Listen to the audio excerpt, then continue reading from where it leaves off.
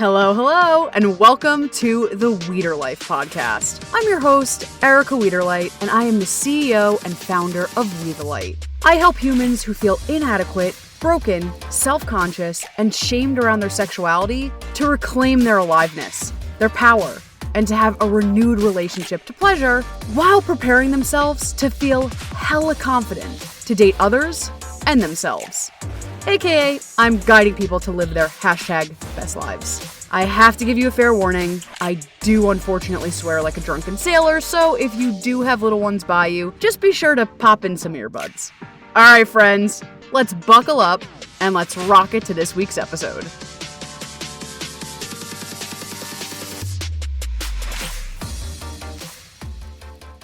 I say this every time I record an episode, but I'm always grateful, blown away that every time I sit down to write an episode or think about an episode or really record an episode, it's like my own little personal coaching session. Like, I always get so much from what I'm about to give, which I think is just such a profound lesson in itself, right? Like, I don't know. I think there's a juicy tidbit in there. Like, there's something to being vulnerable, expressing yourself, pressing an edge, and then you get a gift. You know, like, I think there's something for us to unpack there, right? Like, oh, I put myself out there, I press an edge, there's usually juice. And it's funny, I actually wasn't going to talk about this. I think we'll save this for another time. I'll put it in I'll actually type it because I'll forget it. I think this is something for us to talk about another time, but with upper limits, right? If you've ever heard of upper limits, essentially putting caps on ourselves, capping our own success or capping our own happiness. And that could be for an assortment of reasons, right? Like a trauma or just general fear or just like, I don't have capacity to hold anymore. Cap. And so what's so cool about safely navigating, pressing an edge or pressing or breaking through an upper limit is it's like, frig, this is scary, this is vulnerable. But what's hot about it is, whoa, like I was gifted such a gift and learnings, and I learned and I grew. And we'll save that upper limit conversation for next time because I'm like, ooh, there's some goodies there. But we'll hold off on that.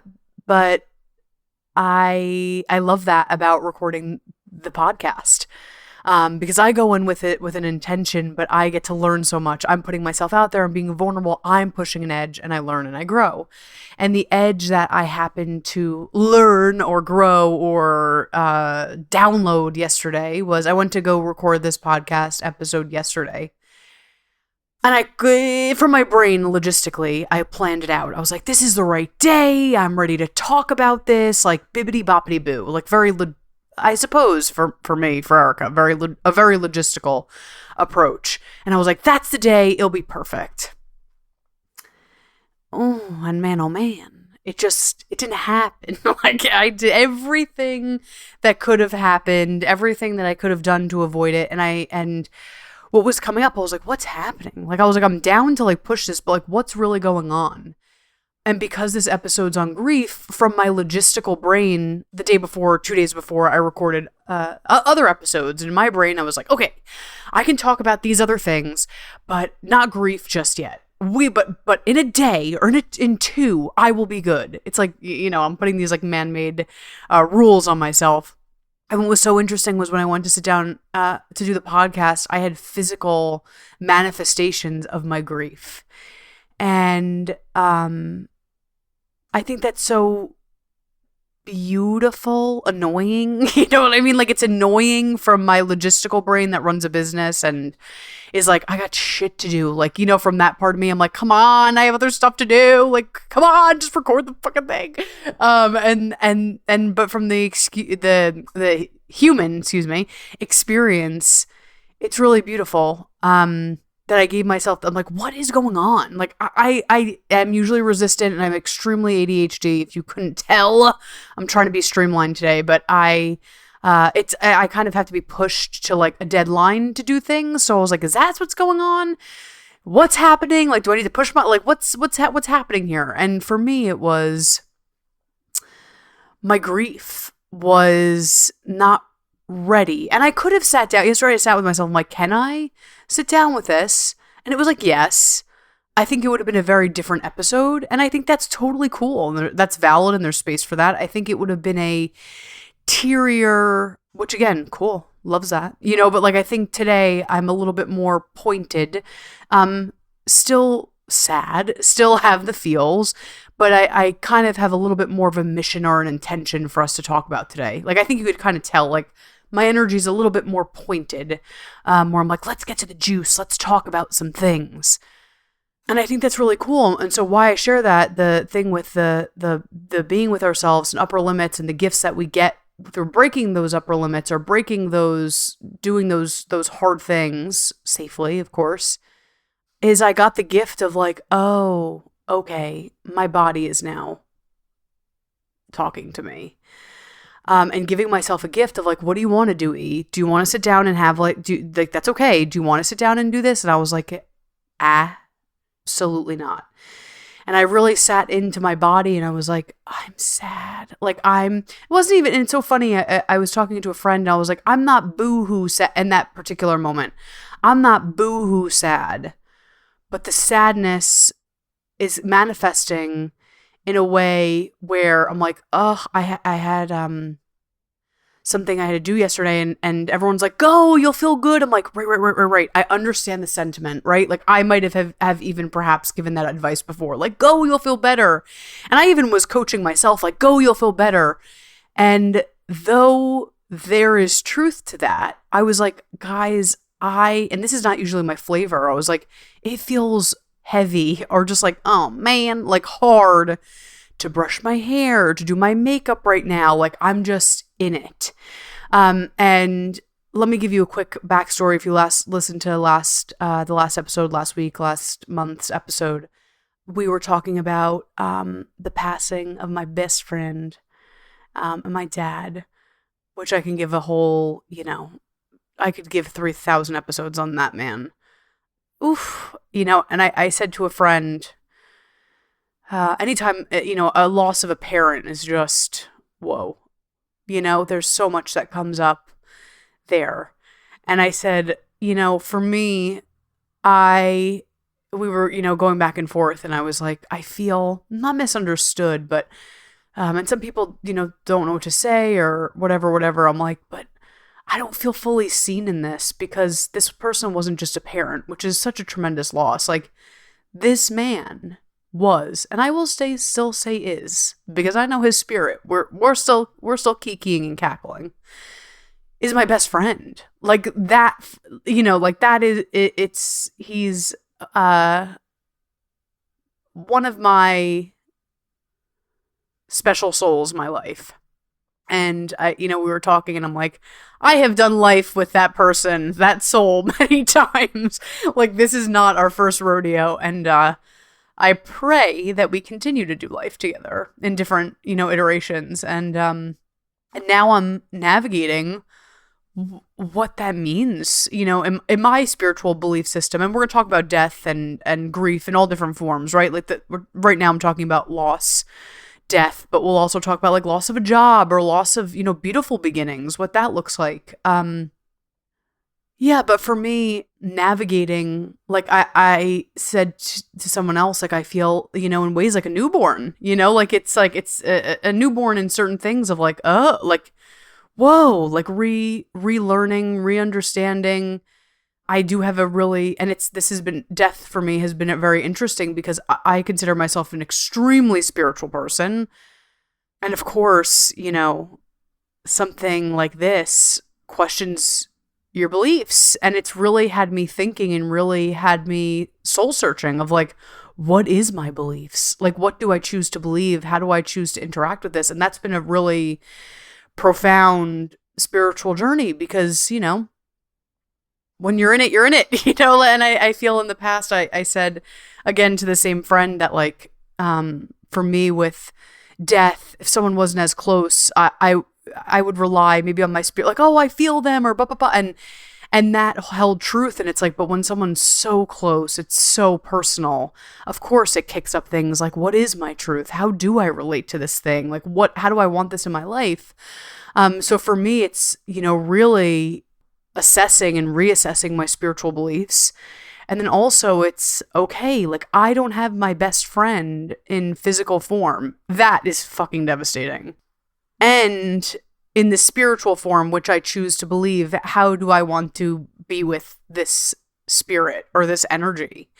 And that has been a process and a half. And I'm sure that will be a process and a half for the rest of my life. And what's so funny is my dad, oh my God, I could tell you 5,000 fucking stories about this person. And I have on the podcast. And I will, because, not just, a parent, but like, oh my God.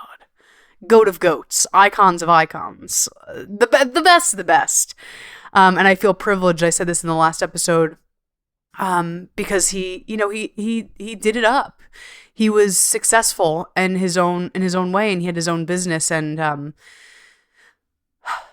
folks are writing articles, and I feel very privileged that it's a really warm gift that someone you love so much. You don't want to, of course, watch other people grieve, but to hear the stories and to see how he impacted other people's lives, and to see that celebrated in print and in stories, it's and from people that I don't even know, right? Like the impact he's made, like what a fucking gift, and I don't take that for granted, and I don't take that lightly. That's such a beauty. But because he was such a tremendous spirit, and he is a tremendous spirit and soul. I'd always be like, Dad, you're such a pure soul. He's like, shut the fuck up. Like, I would harass the shit out of him. But he was, and he is just like a pure soul with a giant spirit and a giant thirst and zest for life. Like, the man loved living. And I said in the last episode, like, he'd say to me, you gotta live, baby. You gotta live. Like, he loved aliveness and being alive. And so for me, he was sick for a while, and how I was handling his illness was my grief looked more like sadness, traditional sadness, I don't know, hard to do things, hard to get back into pleasure, like that, like the traditional, what you'd see. Sometimes, like, I just want to lie in bed, not all the time, but that was kind of the flavor. And I assumed in my brain, I said, oh my gosh, wow, when the time comes, like, I was like, I thought my grief journey would look, and again, it's going to be forever, but I thought right away my grief journey would be me being in bed all day. And it's surprising that it's not. And I'm not saying that's better or worse or right or wrong, but for me, I'm just shocked, or I'm interested. It's like information. For me, the journey actually has been, I think, because I have the thing with him being like, you gotta live, baby, you gotta live.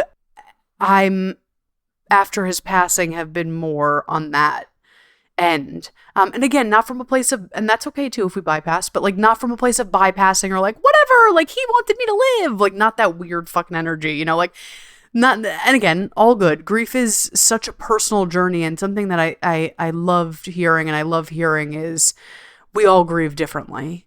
And it is no one's place to tell you, unless, we're hurting someone, or, people are hurt in consequence. But like, no, if everyone's grief journey is different, and it's no one's place to judge you for how you like to grieve.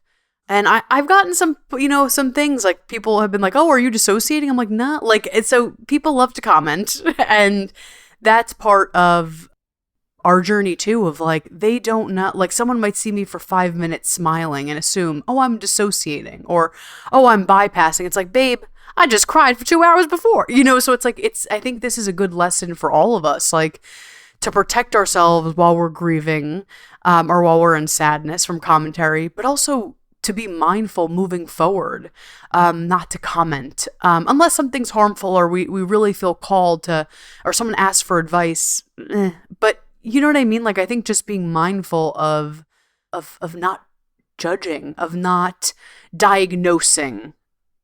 That's the big one.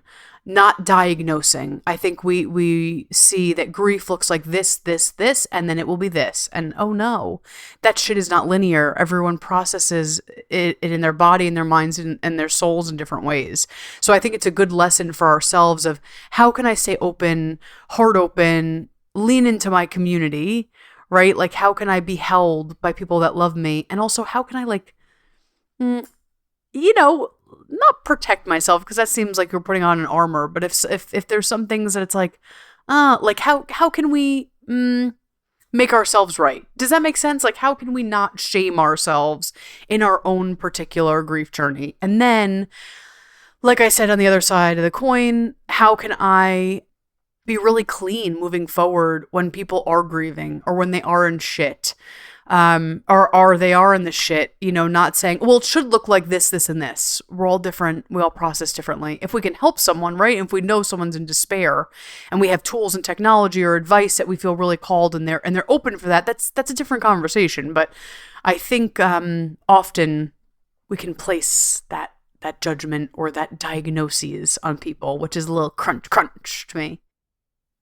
So yeah, I just wanted to get that out, because I think that's important. But right, here I am. It took me a second. I was thinking about all of that and that journey, which it's so funny that grief has so many different layers, right? It's like handling others' thoughts, handling other people's emotions, handling ours. Like there's so many So it took me. I had to look out the window because I'm like, right. What am I talking about? Because it's such a fucking journey. So for me, in the beginning of after his passing, I was like laser focused. Like, okay, now we have to do this. Now we have to do the obituary. Now we have to just ba-ding. And I was like, I know this is not going to last, and I don't want it to last. I want to, but also because I saw so much during the final hours. We were his caretakers. And that's also, I want to add that nuance, right? Like, I think sometimes people are like, it should look like this. It's like, we don't know what people have seen. We don't know the relationship. There's so many layers. So I just think, I'm like, come on, it's inappropriate to call things out. Like that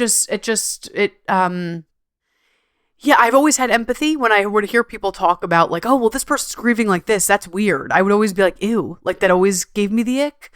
But now experiencing, it's like, yo, you know what I mean? Like, you can't comment again, unless there's hurtful or harmful behavior or they want advice or ba. But so that's that. We'll put that in that little box. I have feelings about that. Can you tell? But anyway, what has been interesting to me, I've said it 5,000 times now, I'm talking in circles, but right, like the my journey, like I said, it was more like, okay, I'm grieving, I have moments of grief, and then okay, I'm gonna go do this thing, and I have moments of grief, and I'm gonna work on my business. It showed up differently. And yesterday, what was interesting is I was like, whoa, I'm having a physical manifestation of this, and not making it wrong, not diagnosing myself, not trying to put it on a chart of like, right, when you're at this point in the stage of grief, it looks like this, like letting it be. And letting it flow. And, everyone says that grief comes like waves. And I felt that because things that I thought would trigger the shit out of me. I don't know if, in any grief that you've experienced, things that I was like, oh, this is going to trigger the shit out of me. And like, it didn't bother me, or it didn't like, ugh. And like the dumbest shit will rock my world, like a mozzarella stick. I'm like, not me crying over mozzarella stick, but this other thing, I'm okay. Like, it's just it's just funny. It's just interesting. And so same thing, with the emotions, I've been very understanding of like, hey, it's going to come in waves. But yesterday it was interesting to watch, like, oh, I'm having a physical reaction now. Like my body feels physically sad. Right? Like, cause emotionally it's like, I'm crying, I'm boo-hooing, fair. But like yesterday being like, oh, I feel heaviness in my bones. It feels hard to brush my hair. And being with that, being like, what do I need? And I was like, I gotta lay down. Like, I gotta put a face mask on, like an eye mask on. I have to rest. And today I'm in a different spot, and that's cool. Like, and not trying to rush myself out of it, not try to talk myself out of it, not try to make myself wrong. So I wanted to voice that the importance of holding ourselves with where we're at, because that's really cute that we have an agenda. Right. And I'm a Virgo. I've done this work for a very long time. So I could, again, be like, well, this is, it's like, LOL, like, I'm going to have my way with you. Grief is like, babe, I'm going to have my way with you. And allowing it, again, not allowing it to absolutely destroy me. Right. That's where we have, to the best of our ability, the self-care in place. and the self, the care and the holding in place. But yeah, that's allowing it to move through us. Allowing it to move through us. It's funny. I actually wrote a note. So I was looking at my notes because I said the self-care thing and I was like, ding, because I knew I wrote a note about this when I wrote the episode. And I wrote self-care during grief. I was triggered by this. But now, because I was, a lot of times people are like, well, take care of your self-care.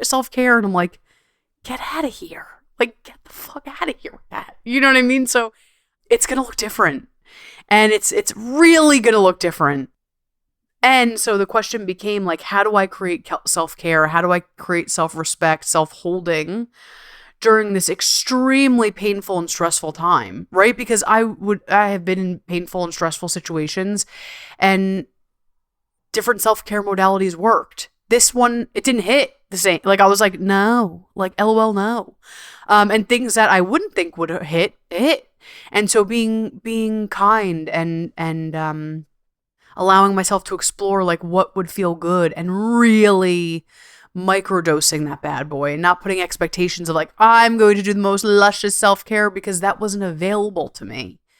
And so for me, I talked about in the last episode, my focus has just been feeling good in my body. Can I hold feeling good during a practice? Or can I hold feeling good while I'm at this show? Or can I hold feeling good, allowing goodness back?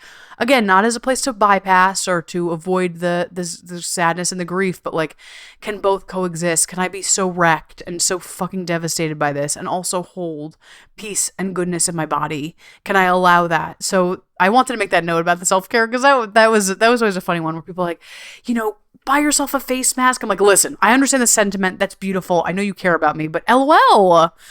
And, it can make someone feel not seen and heard. And I know we're all doing our best, but something I think about often, I remember years ago, I went to an acupuncturist who's actually a dear friend of mine. And we were doing, I thought it was just going to be a normal acupuncture session. She was like, Erica, dear God, you've seen so much death. I'm like, I know. She's like, you got to work through that. I'm like, I know. And so in therapy too, I remember, I would list off, they're like, well, oh, and I think I was like, oh, my acupuncturist, through death. And they're like, well, how much death have you really seen? And then they're like, oh my. And so, being around a lot of death, I wish it was part of our system, our educational system, or how, I wish, even if it's obviously it's not taught in school, but even if it was taught, caregiver to caregiver to care, no, you know what I'm talking about, not caregiver, caretaker to child or whatever. I just think it's a really crusty art that, it's an art, and some people dive right in with you, and it's not a matter of this person's better or this person's worse, but it's been such a great privilege, I suppose, to dive in with people I never thought I would dive in, and they're like, I'm with you, and I'm like, thank you. And for me, being on the other side, folks that have been really close to me losing someone, me being like, hello, let's go, you know what I mean, let's jump into the mud. That's been a privilege in my life. And then also creating normalcy, creating conversation for folks that feel uncomfortable. And I'm sure you've heard this before too. People I don't know what to say. It's so uncomfortable. I feel weird. It's I just wish there was education, support, normalcy.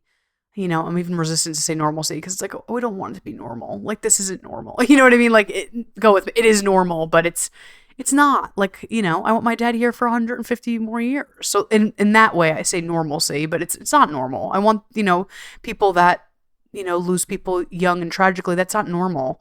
That's not fair.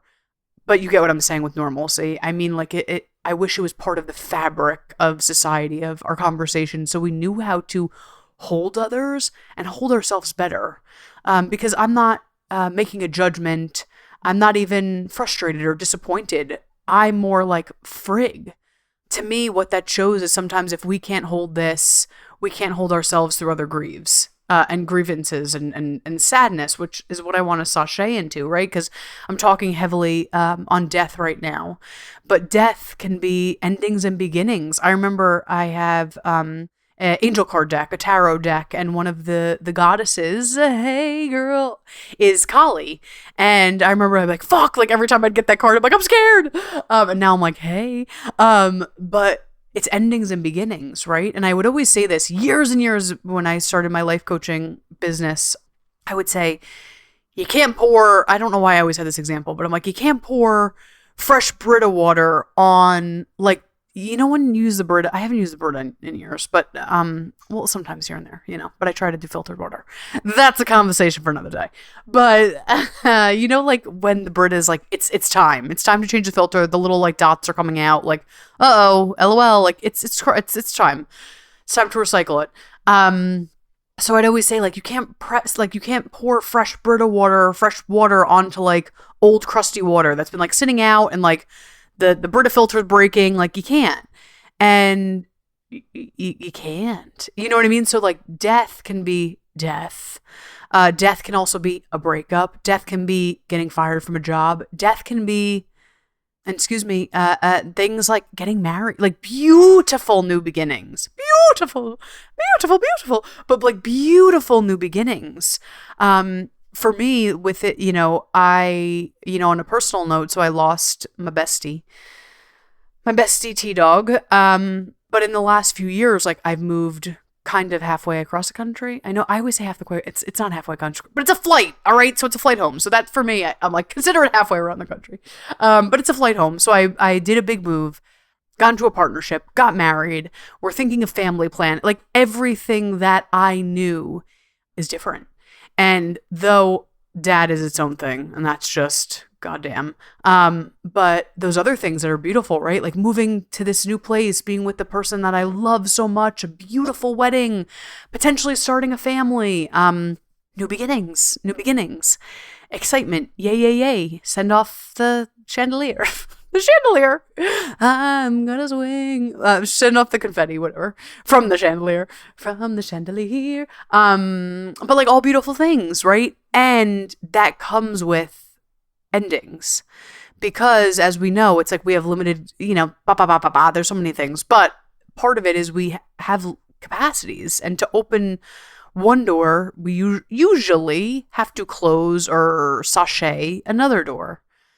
And so though these, again, besides dad, some of these things have been so beautiful and so, oh my gosh, dreams, and oh my gosh, I've been trying to manifest this and I've been working towards this and I've been doing my action, and then it also comes grief, and it comes sadness, and it comes processing, and it comes, oh. And that's the conversation I want to have today. You know, it's so funny, often in client sessions, I'll talk to my clients, I'll be like, you're grieving. And they're like, no, I'm not. No one died. Or like, no, everything's normal. And then they're like, oh my gosh, I didn't realize like I'm grieving who I was 5 years ago. Or I didn't realize I was grieving this, and this. Even though I'm working towards my desires, I didn't realize I am grieving. I think it's not as sexy. It can be a sexy topic, but it's not really a sexy topic. It's scary. It's taboo. We don't want to get lost in the sauce of grief. And so that's why it's not really a topic. And giving folks permission of like, I think you're grieving. And they're like, oh my God, I've been grieving and I had no idea. Why I wanted to have this conversation today was, yes, about the death piece. Because I think for me, like I talked in the last episode, death is so connected to aliveness. For me, this work has been, you know, my work came about, had no fucking desire to do that. I always laugh. Like if you told me in high school or college I'm doing this, I'd be like, what are you talking about? I was perfectly loving, and I still do acting, of course, but like loving my auditioning, living in New York City and auditioning and live, laugh, loving. But I came to this work from a place of death, if you will, right? Like, and I always tell my story in like other podcasts, but rarely here. I was going through a lot of shit. And we won't get lost in that, but I was going through a few deaths, of course. And my mom, who's very dear to me, was diagnosed, had a very big diagnosis, and it was scary. And thank God she's still here. She still does have her diagnosis, but she's been doing her thing. God bless her. She's live, laugh, loving, my baby doll. But that diagnosis, that fear of death and endings, was what created life and aliveness and the desire to live out loud. And I always say, like, when it's my time, I want to be like, fuck yeah, like I did it up. And so why I'm saying this is the grief journey, whether it's a death of a family member, a loved one, a pet, or just I'm grieving who I was a year ago. Maybe it's something as this could, weight, right? Like I put on a lot of weight. I'm grieving who I was, or I lost a lot of weight. I'm grieving who I was in that bigger body, or vice versa. Or I'm going through this now. I'm losing hair. I'm making things up, right? Like I'm going through, even though I may be happy about this or I may be sad about this, there still is grief within my body and within my system. And so what I wanted to talk about today was ushering us through.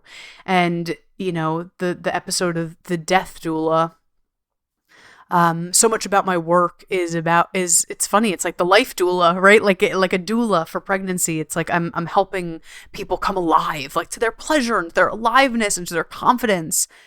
And it's so funny because when my dad was going, it was similar. It was a similar process. And me and my mom were talking and she's like, of course, no one could call me my full name.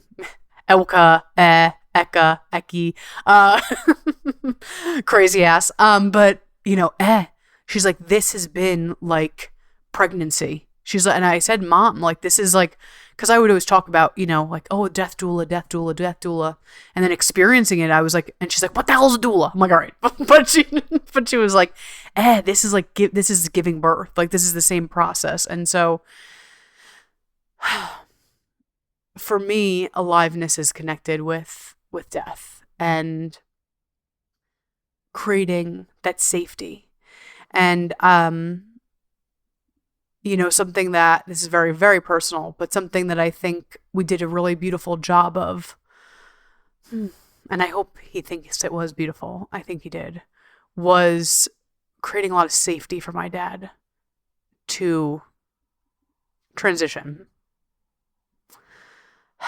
Even though I was like, no, you know what I mean? Like, I was like, no, I don't, in ways, right? Like the selfish part of us is like, I don't want to create safety because then I know what that means. But the unconditional love part of like, you're going to be safe. I'm going to make this safe for you. And teaching safety through a transition, I think is very fucking important. And I think why I bring this up for us is, are we creating safety for ourselves through transitions, right? So it's like, oh, I got a new job. Are we creating safety for ourselves to feel the grief of, that last job? Or through a breakup, like, are we creating that safety within ourselves to feel the pain of the breakup and then also feel the safety in our body of like, I get to create something new and I'm worthy of creating something new. And so I think that's part of the death and life doula, right? Like creating safety, creating groundedness, creating an opportunity for space. And so often in our culture, I mean, look, I'm the best of them. I could TikTok. Oh my God, it's so addicting. Like I'm an ADHD girly. I can fill my day and time up with shit, and it's fun shit. But like I could fill her up. I'm like, hell yeah, I got you. But, and we don't have to take that away.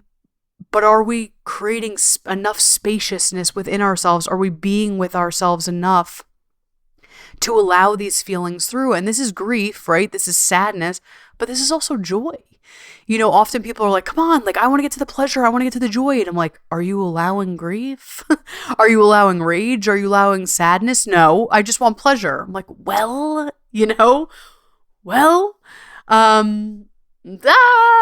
wish it was like that, but like to which we own our darkness, we own our light. Like we're creating that safety and that space within ourselves. And that's why it sounds so silly, but through this process, I'm trying to just be with myself and allow goodness and feeling good, even if it's for 5 minutes, to like really feel good in my body, allowing myself to feel really good. And then on the same token, like yesterday, even though my brain was like, just push, Erica, don't deal with it. Watch The Real Housewives.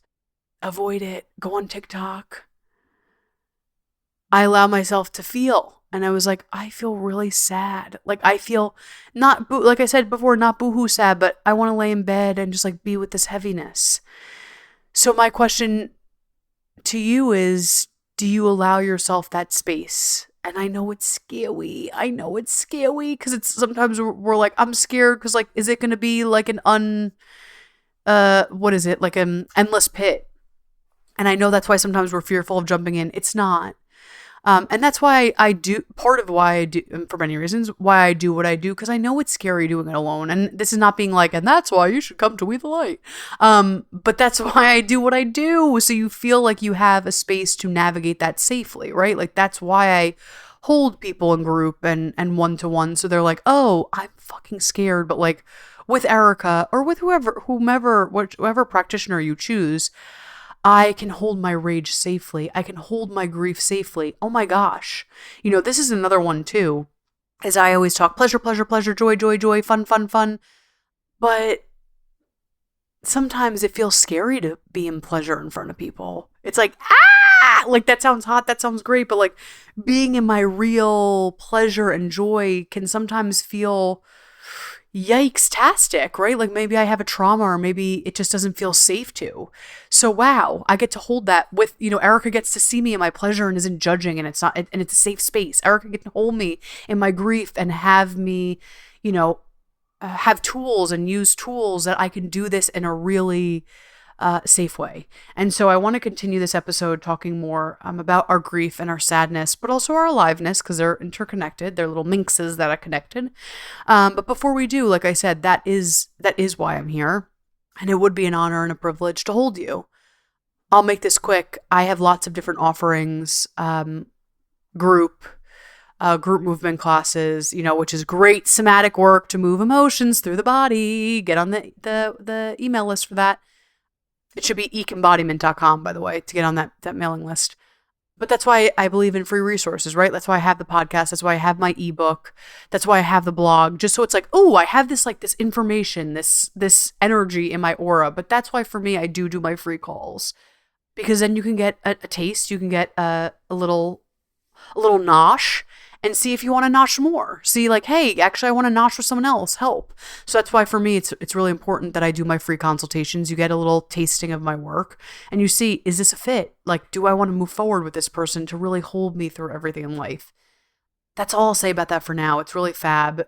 Be sure to get it at wethelight.org. Again, you get the podcast, the ebook, but the one-to-one consultations are really fucking hot. I call them my mojo makeover assessments.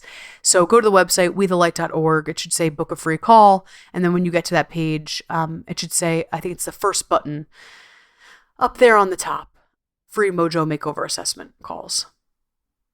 So before we move forward with the episode, I just want to take a little pulse, take a little beat, and see like what's coming up for you. Like, is there a desire? Is there like what's coming up? Are you like, I do want to make more space for myself in my life, and maybe I don't really need the grief thing, or maybe I do, or maybe I just want to make more space in my life for pleasure and joy and radiance. You know what? Maybe I have been avoiding my sadness by like drinking a little bit more than I'd like to, or overeating. I just want us to take a pulse on like, where are we with holding our emotions? I just want to feel into that and like feel into how is the room in our life, right? Like, are we making room to really be with ourselves? I know I said this before, but I have this written down and I think it's important because speaking of rooms, I wrote down, make room for surprise. And I think I talked about that before too. Like I was shocked at how I was grieving differently. But making room for surprises as we grieve, as we have pleasure, right? Like the wild thing about all this work is it's embodied. And so we often want to think, this podcast is a way to reach people, but it is kind of through my brain. Does that make sense? Like it's a brain, we're talking around it. And so I always say, make room to surprise yourself. Maybe your grief, like for me, my grief yesterday hit me, I had to lay down. But then other days I go to Disney World because I know my dad like loved Florida, and you know what I mean? Like, and he wanted me cackling and I pay respect to him that way. Or maybe it's me sitting at the beach, just praying and meditating with his energy. You know what I mean? So make room for surprises and instead of superimposing like it should look like this or it should look like that. The shoulds are the fucking worst. Like they're just so rude. So stop shoulding ourselves. Stop shoulding ourselves. Stop telling us what it should look like and what it's supposed to look like. BS, BS, BS, BS. That's where I get annoyed at the social. I fucking love social media, but I get annoyed at what we get so wrapped up into what it should look like and how it's supposed to be. Nah. Like what is your truth? What is your truth? And I think your truth is going to surprise you. And so your grief will surprise you. How sadness manifests will surprise you. Yesterday I was like, what's this? You know what I mean? Like, who's she? Like, what is this happening here? But then also pleasure too, right? Like, I think we often have an idea of what pleasure is supposed to look like. It's the red lingerie, whatever, whenever pleasure comes, whatever that first vision, it's supposed to be that red lingerie, even though I love that. But like, how does pleasure or joy for realsies come into your life when you're embodied? So I think let life surprise you, make room for surprises and for your truth, because your truth is going to shock you probably in the best way possible. My truth was like, I didn't know this was a thing, and like how cool that I get to play with this edge, right? Like if I really tried to think my way, let's go with the pleasure. If I tried to think my way into pleasure, it should look like the lingerie. It should look like this. And again, there's space for that. But when I really allow myself to be in my truth, allow myself to be embodied, I'm like, oh shit. You know what I mean? Like genuine pleasure for me can also be the red lingerie, but it also could feel the beautiful palm tree breeze and really listening to the string quartet or ba ba ba ba ba ba ba. So make room for space, make room for life and your truth to delight and surprise you. I also wrote down here, your needs are going to be constantly changing. This is for life, right? But especially grief, especially just for life though, our needs are consistently going to be changing.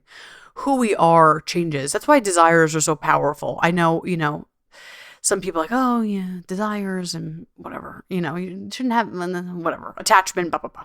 But why I love to use desires in my work is it gives us good insight into who we are. It gives us good insight into what we're craving, what we want to walk towards, what energy we want to get into. And so my question is consistently asking ourselves, what the fuck do I need? I'm so aggressive. I'm sorry. You could just ask, what do I need?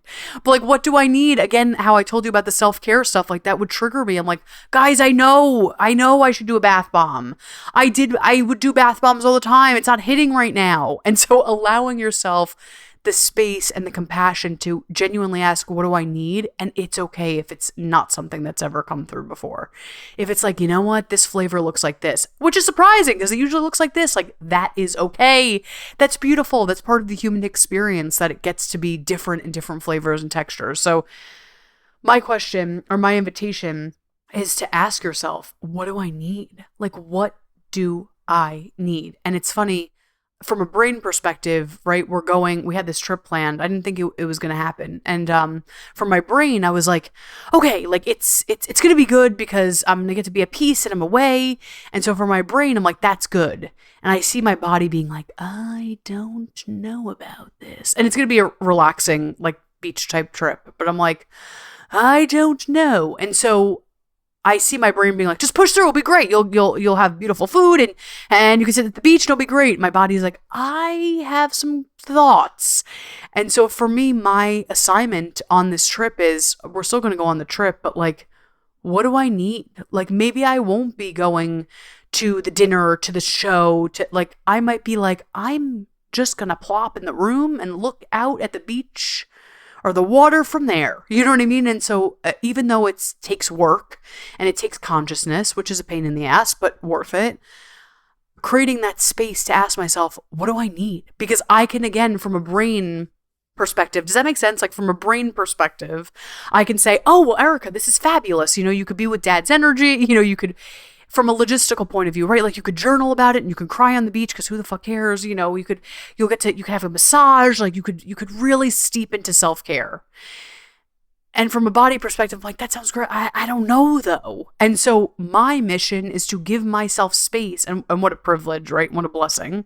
want to put that in there, but like give myself space of like, I may want to watch TV or I may want to go on a walk or but like not superimposing, like telling myself what I should do because I am grieving, so I should give myself self-care.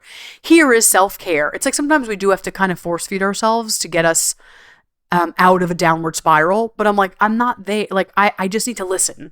So my note to all of us and what I'm working on is like, listen and giving myself the space to listen, though I'm on this beautiful thing and I'm very, very, very, very, very grateful.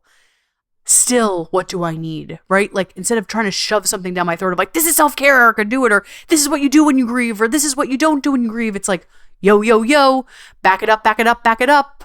What do I actually need? So that's the invitation for all of us. Like, what do I need?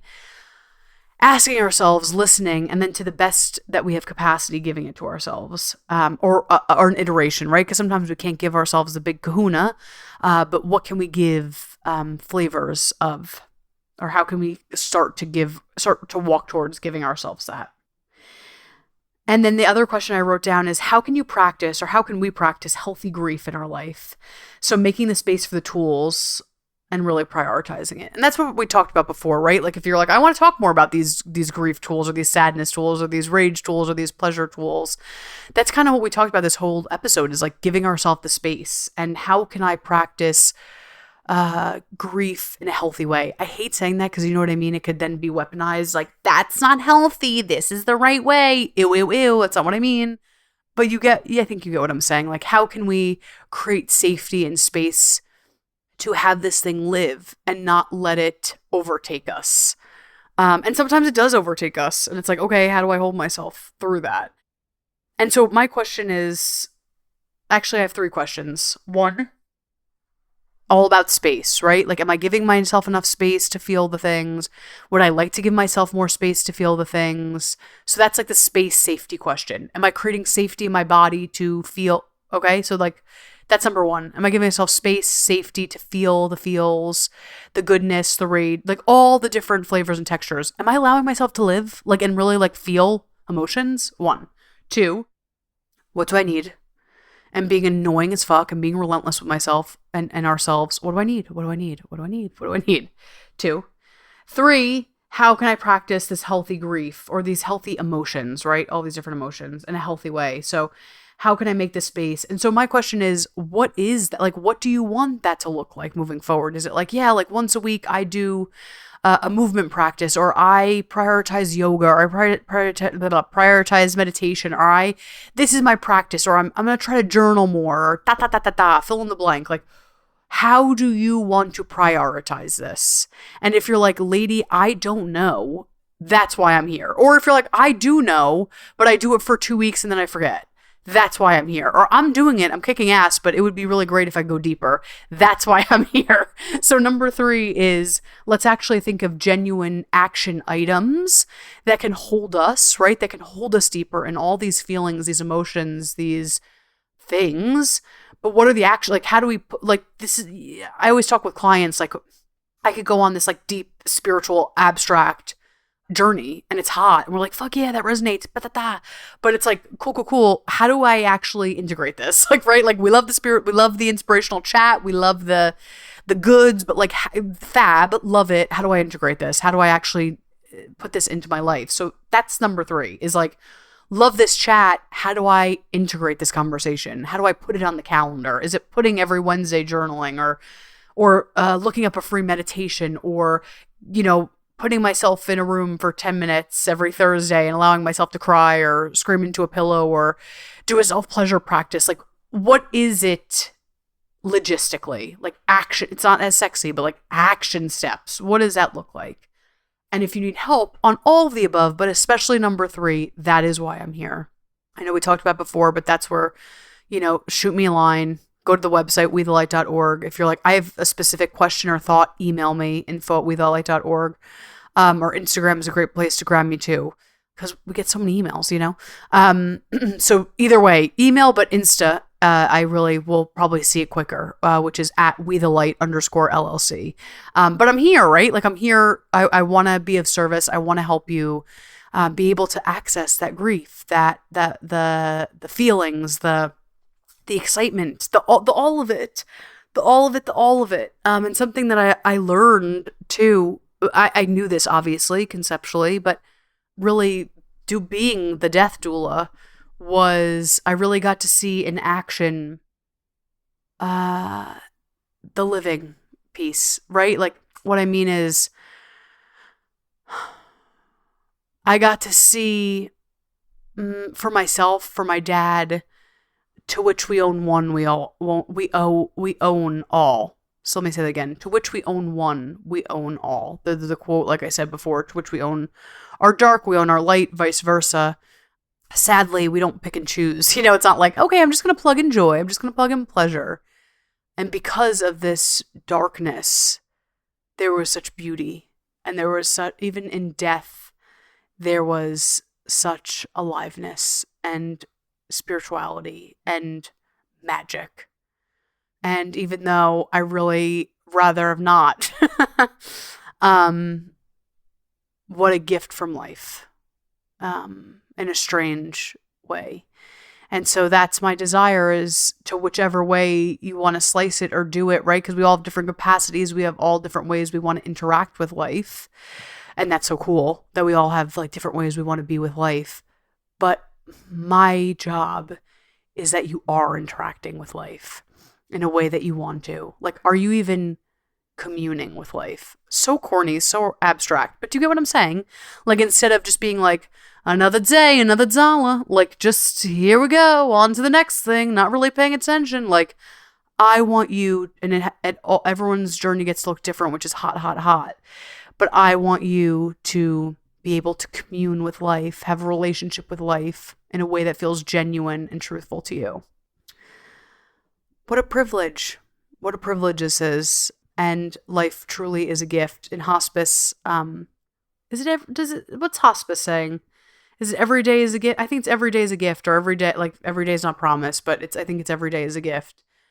And, I really did learn that from my dad. He was always like that. He's like, they can't take it with you. Like, that was his big thing. They can't take it with, it'd be like, oh, Dad, we're doing this. He's like, I can't take it with you. And he was big into, you gotta live. I said in the last episode, like, he was YOLO personified before YOLO was a thing. But even in his 11th hour, even in those moments of deep pain and just, some things we saw were inhumane. And he still found a glimmer of hope and life and aliveness. And yeah, I want everyone to have that gift. And so, yeah, with that journey, I lost my train of thought because I was so distracted thinking about this. But every day really is a gift, and we lose sight of that, and that's normal. That's part of the, in my opinion, that's part of the human experience, that we're like, we have these deeply profound spiritual times where it's like every day is a gift, and then sometimes we fucking forget, you know what I mean? And we go on autopilot for 3 months, and we're like, what was that? What? I gotta just make ends meet, or I just gotta. That's a great sentiment, but I gotta keep the shit moving, and then we come back. But for me, I it might not always be as profound as it is right now, but I never want to lose this imprint that I got from this situation, and a lot of the relationship that I had with death. Unfortunately, because I've been exposed to so many deaths of people I love, it really has taught me that every day is a gift. And again, that doesn't wash away the pain, the suffering, the bullshit, that doesn't take it away. But for me, my message in that is, okay, then how do I want to commune with life? Even when I'm pissed, even when I'm sad, even when I'm grieved, even when I don't want to commune with life, like, what does that look like? So that's my gift, my message, my mission for all of us. I love you. You're hot as hell. You're worthy of all the things. You're worthy of living not just like a fucking hot life, but like a beautifully rich and deep life. I love you. We'll chat soon. Bye. Thank you. Seriously, thank you so much for joining me on today's episode and on this podcast journey. And if you loved what we talked about today, and you know another human who could definitely benefit from what was discussed, I would so appreciate if you would go ahead and share this podcast with them. Don't forget, hit subscribe or follow so you never ever miss an episode. And the great news is you can always follow me, my work, my blog, my podcast on my website at www.wethelight.org. And hey, remember, life is so much brighter when we shine. I'll see you next time.